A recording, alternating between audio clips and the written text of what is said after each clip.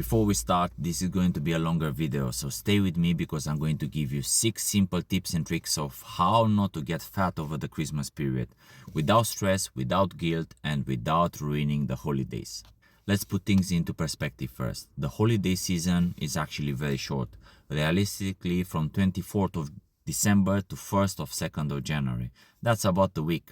It's actually very hard to gain real body fat in such a short amount of time. Now, in order to get 2 kilograms of fat, that's about 15,400 calories above maintenance. So if Christmas and winter holidays last about 8 days, you need to eat almost 2,000 extra calories every single day on top of what your body already needs just to gain 2 kilograms of fat. One Christmas dinner won't do that. A few desserts here and there, they won't do that either. Now, most of the weight people see after Christmas is water, glycogen in your muscles, salt retention, and food volume. That's not fat. That's why it comes off quickly once normal habits return. Now, beyond the calories, there's also something important to remember. Christmas is not about food. It's about Christ, faith, family, gratitude, and presence. It's one of the most important celebrations in Christianity, and food should not become a reward on the main focus. Of course, you can indulge a little. That's absolutely fine. Enjoy 2 or 3 traditional foods, whatever that looks like in your culture. No problem at all, but don't overkill it. Now, if you start living on chocolates, overeating 2 or 3 times a day, you'll feel miserable. You know that. Physically and mentally it's going to affect you.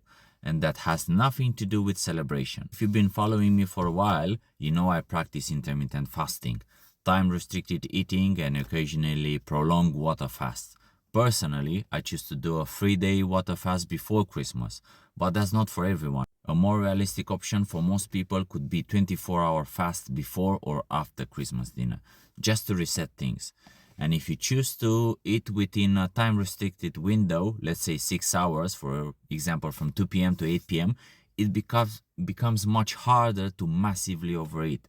Now, simply because you have less time and fewer opportunities to consume a huge amount of calories. Now, movement also matters. Let's be honest, gyms are closed and most people don't want to train on Christmas Eve, or they don't go out after Christmas dinner for leg workout. That's why high-intensively interval training workouts are perfect during this period. 10, 12, 15, 20 minutes, done. Wake up, hydrate, and go straight into a quick HIIT workout session at home. No equipment needed. And if you need, I will post on the first comment link to a 12 minutes HIIT with no equipment. Now, another useful tool you can use during this week is berberine. You can take berberine first thing in the morning with some water, especially if you're on an empty stomach. It can act like a metabolic starter, particularly if you take it before your HIIT workout or light movement, whatever you're doing that day. Another small but useful tool after a heavy meal is apple cider vinegar. Just 1 teaspoon diluted in water after a heavy meal can help slow down blood sugar spikes. It's not magic, but it helps. And my favorite simple trick, squats.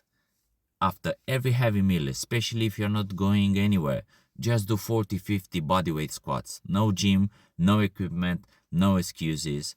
And if the weather allows, go for a family walk. Nothing fancy, just move. So enjoy Christmas properly. Be present, be grateful, spend time with your family. Eat the food, but don't let the food control the celebration. Christmas doesn't make people gain fat. What happened after Christmas does. And don't forget, man, use it or lose it.